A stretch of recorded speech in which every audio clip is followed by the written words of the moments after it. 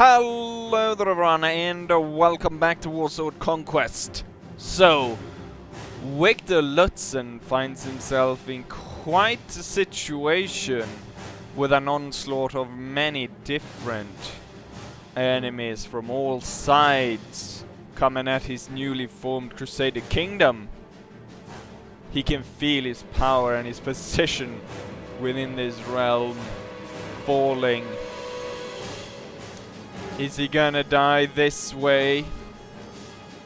Or is he gonna fight? Well, if he's going to fight, he cannot fight alone. And ruling from this town has made him more aware of the previous lords that ruled from there. And so a plan is hatched. And he moves further and further away from what could be described as sanity. And so does the rest of his party, which keeps by his side. But the elf and the dwarf sense the tide and move as far away from Victor Lutzen as possible.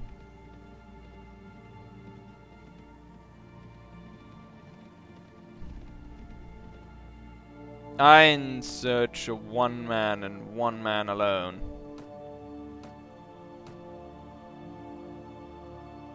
I will find him.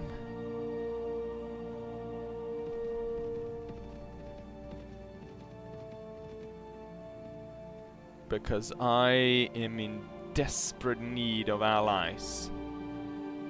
And who else has the power in this region but the Tomb Kings?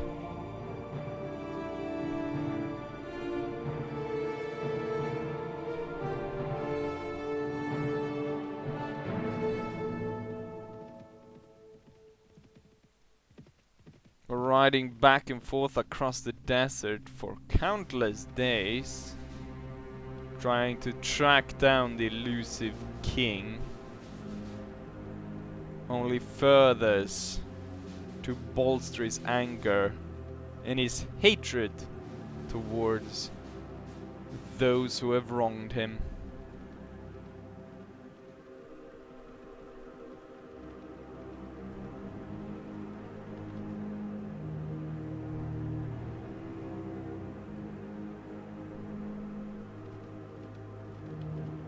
And then, in the middle of the night, he comes upon his party. High King Cetra. I am Lord Victor Lutzen, and I am at your service. I am High King Cetra, the ruler of the Tomb King Empire. I am told that you would dispute my claims to the crown of this land. Needless to say, I'm not pleased with the news, however, we can still talk. Those rumors that I would try to claim your kingdom are false. I merely offer my services to you. I am here to serve you. As an extension, I hope you will grant me protection and the ability to strike at my enemies. My lord, I've come to offer my sword in vassalage. You are known as a brave man-at-arms and a fine leader of men, Victor Lutzen. I shall be pleased to accept your sword into my service and bestow vassalage upon you. If you are ready to swear homage to me and undergo the transformation. I am ready, my lord. Give it. Good, then repeat these words of this magical oath. I swear homage and to you as the lawful ruler of the Tomb Kings. I will remain as your loyal and devout man as long as my breath remains and beyond. I will remain devout. I will be at your side to fight your enemies should you need my sword. and I will uphold the lawful claims of those of your legitimate heirs. Very well, you have given me your solemn oath.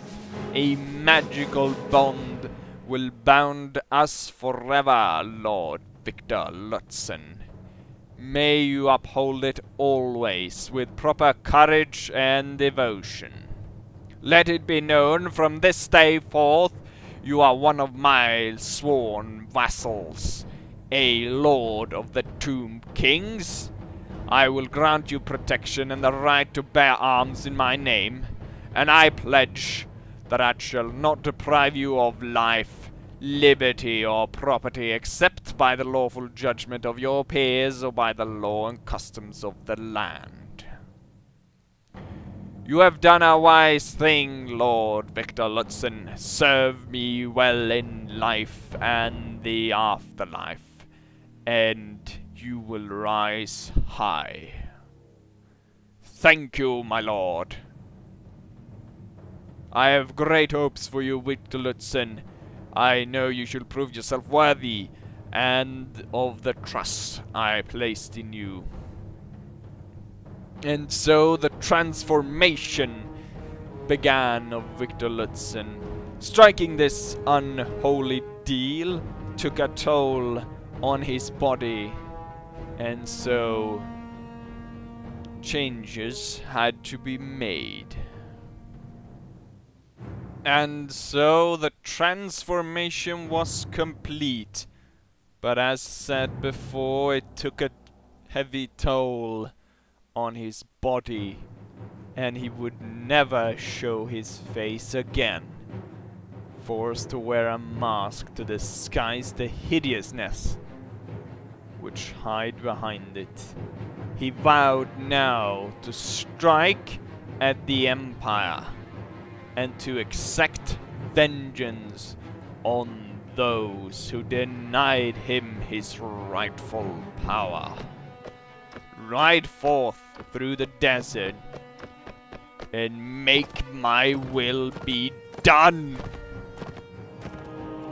And so Victor Lutzen rides on back to his home, his new home in the lands of the Tomb Kings. Having regained their capital, they all set out on a pilgrim to visit their great capital.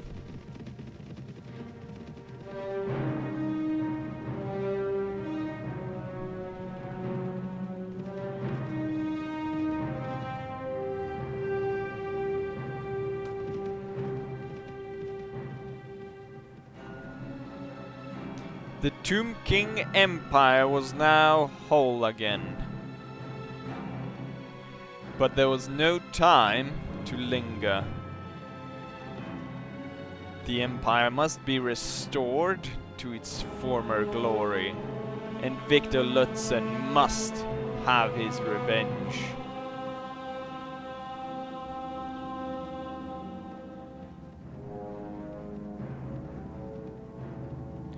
Right.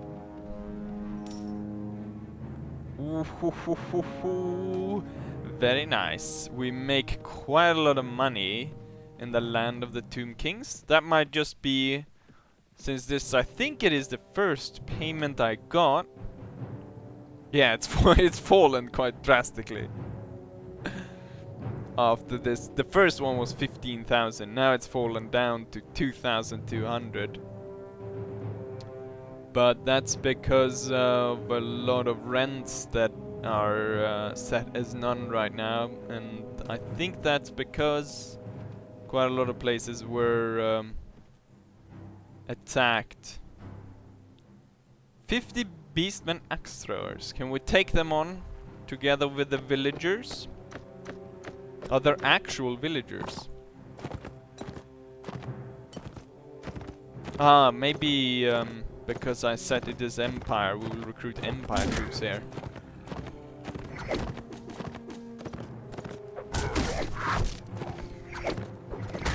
Slashing away!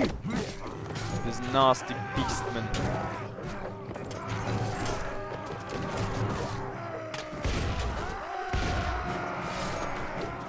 slay them.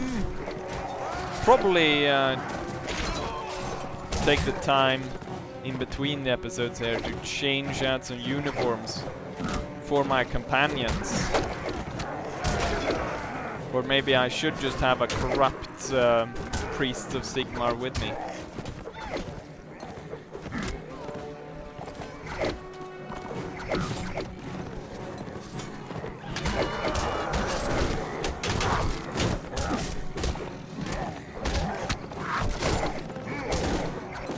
But now comes the build-up, where I need to build up an army enough so I can attack the Empire. Also, the fix to fix it so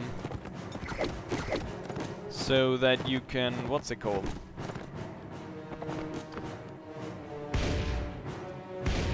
The forever peace thing. To change that so they actually do declare war on each other is pretty darn simple. I've already tested out, so hopefully it should be working right now. The only thing though is they now attack everyone, so you don't have that lore-friendly sort of say the Empire does not all of a sudden just declare war on the dwarves and such, but they do that now. Because in my test, the Empire declared war on Bretonia, maybe not too lore-friendly, although I do believe they have been at war with each other, but you know, you could find better targets. But I think this is an interesting way of continuing the Victor Lutzen storyline. If I'd known that the fix was that easy, I probably would have stayed with the Empire, but I can't already just go ahead and change it back.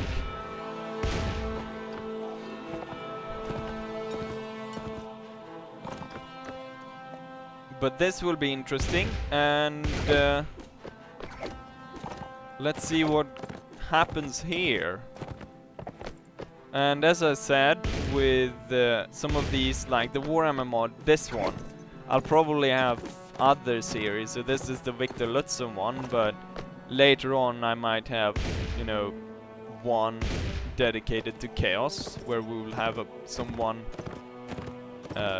sort of like a Chaos Marauder or something that goes through his ascension to try to become a champion of his chosen deity. So all funky stuff.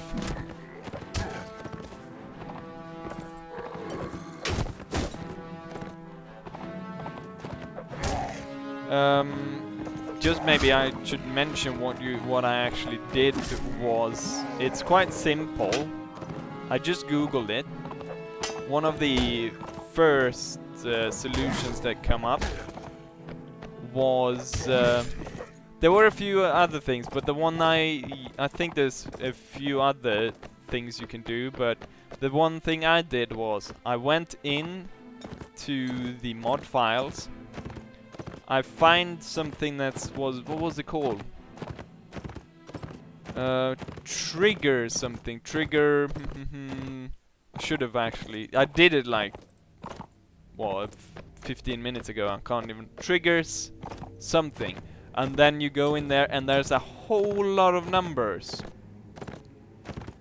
And then I just changed a set of numbers around, which was, normally I'm not very good at this changing around stuff, and you know, terrible at installing complicated mods and everything. Takes me quite a while to figure stuff like that out, but this was pretty darn easy. Right. Got a good relationship with this village. Let's see if we recruit. And no one wanted to join me. Hopefully this will turn into a, you know, even if it doesn't turn out that these guys become skeletons, I can still, you know, claim that this is still part of the Crusader kingdom, and I'm recruiting Crusaders. I want to see, though. Here we go. Ah, Risen. So this village, I got one of those undead. Problem is, a lot of my villages were set on fire, but all of these villages are mine, and I'll be able to improve them quite a bit and slowly work my troops around to the point in which I can set up a attack on the Empire, or hopefully set up so the Empire and the Tomb Kings become at war with each other.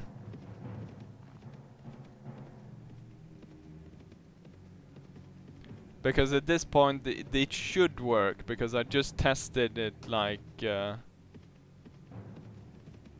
few minutes ago, and the Empire declared war on let's see who it was. The Empire, well, I did 2 tests, and in one, as soon as I started it, the Empire declared war on the dwarfs. And then in the second one, the Empire declared war on Bretonia, and then the Badland Goblins declared war on the Empire. And I only tested it briefly because I wanted to shoot the episode. And yeah. That's that.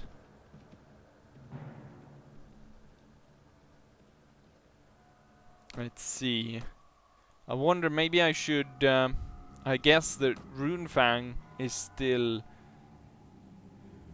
Maybe I should get something like this, but there's nothing really that comes in close with the Runefang, does it?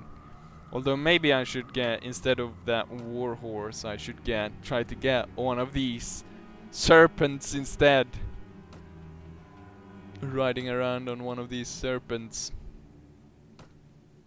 As Victor Lutzen bring down his vengeance upon the Empire.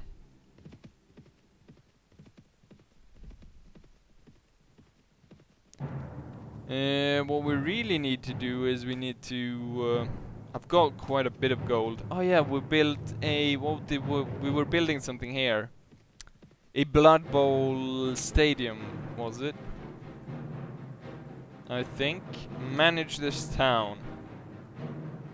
Yes, build a war academy, but we're gonna need quite a lot of money. Do I still get money for the businesses I've set up, or have they been confiscated? Budgets. No, I still get money from the stuff I have in the here and there. I don't get a lot. You get a pathetic amount of money from the different types of places. I only get 100 from the ironworks in Talabayam. It will probably be better if I sell all of that and I get the bit of cash from that, and then I'll just work on this place. We can build a market, can we not? The market trade will increase income and prosperity of your town. 6,000. That will do. And then we'll build mills and mines out in the villages. And hopefully we'll get quite a prosperous area going here, and then we'll strike out and Goblin veteran braves. Would I have a problem fighting 22 of them? I think not. You'll regret ever leaving the army, you piece of shits. I'll have an army of undead following me quite soon. As soon as I go on a real rampage of trying to recruit and then improving the situation with my own villages. These goblins do not know that they've come upon Victor Lutzen. Victor Lutzen the Damned, maybe. Since I would definitely not be allowed in the Empire anymore. Since I have forsaken all that is righteous and holy.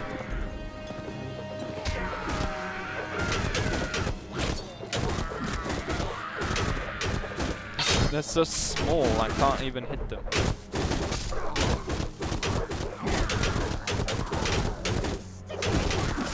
Stick him in the eye! How do you know I even have eyes left? You disgusting little vermin.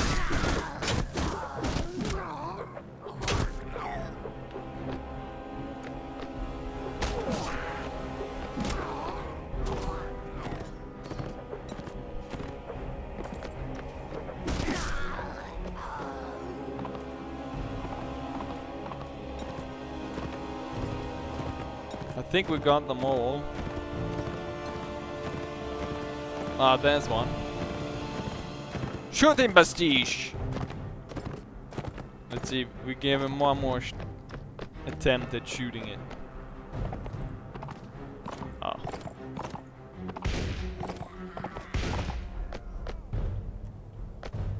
Victory in the sand dunes.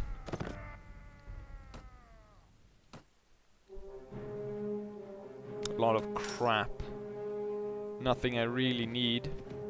My boat. Maybe we should try to move that out of the canal.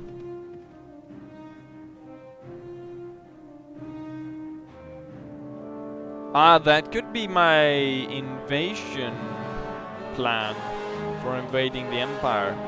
Bringing my boat around and coming at them that way.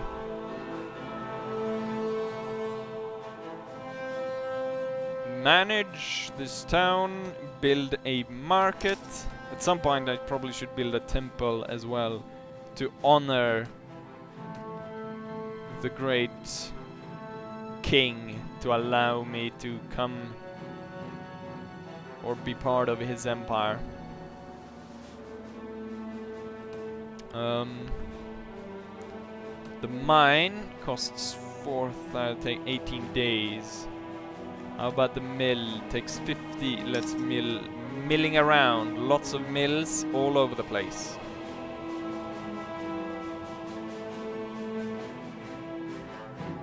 We'll make this land as prosperous as possible.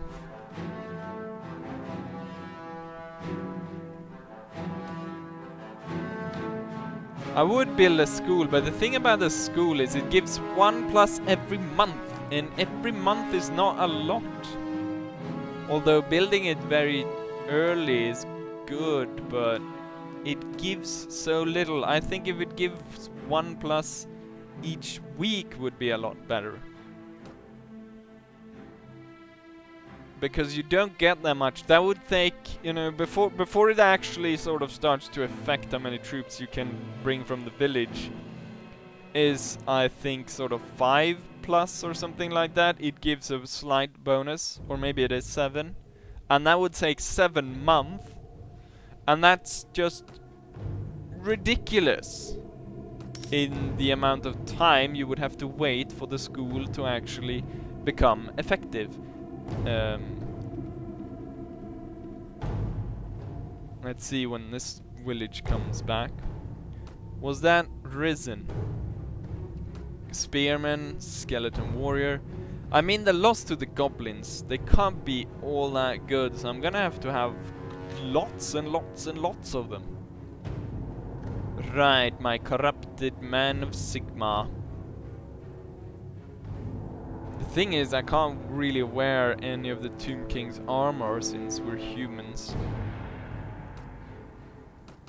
But I guess we can have, if I do decide to make a change, we could have Arabian armor-ish. Arabian-ish armor. To change that around. I would have worn a face mask of the the Tomb Kings, if it weren't for the fact that the Tomb King's mask does not really... It can be... If you play as a human, you can have it on, but it doesn't really account for your nose, so your nose will stick out a bit, which looks kind of weird. So that's why I don't have one of those. Plus, it shows a bit of the neck, and I want to show as little as possible of his face to be part of the storyline of when he became part of the Tomb Kings, that he's got horribly... His face and his body got horribly mutated. Or not mutated, but you know, like, he looks like a zombie, sort of. In a way. Where his body is sort of slowly decaying and needs to be held up by some form of necromancy and stuff like that. So far I haven't seen anyone declare war on each other, which should have started since I've enabled that that thing which I talked about. So the different factions should be declaring war on each other. Although there's still the part of the truce. So if they are at truce with each other, they're not going to declare war on each other. But they should be declaring war on each other pretty darn soon. Let's see, is that one of my which villages are mine? I think that one's mine as well.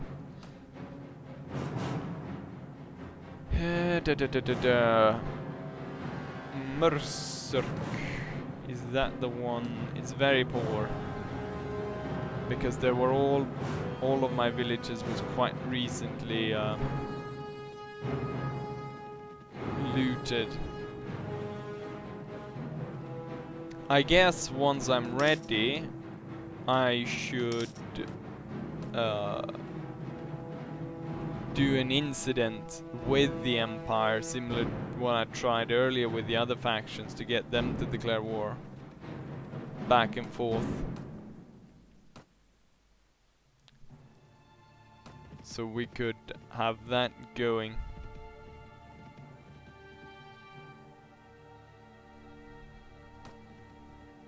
I'm not entirely sure how long this episode is because of the fact that I made all of... let's see here how much... it made about half of the original then. But as the... I haven't made anything from these 3 villages. Will probably increase once we get those running, and right now the Tomb Kings are not at war, so we can build up the villages and we can hopefully make quite a bit of money as it goes along. I want to see what the different... There doesn't seem to be a lot of different types of... here it goes into horsemen. I should look into what the Tomb Kings actually have for their troop movements.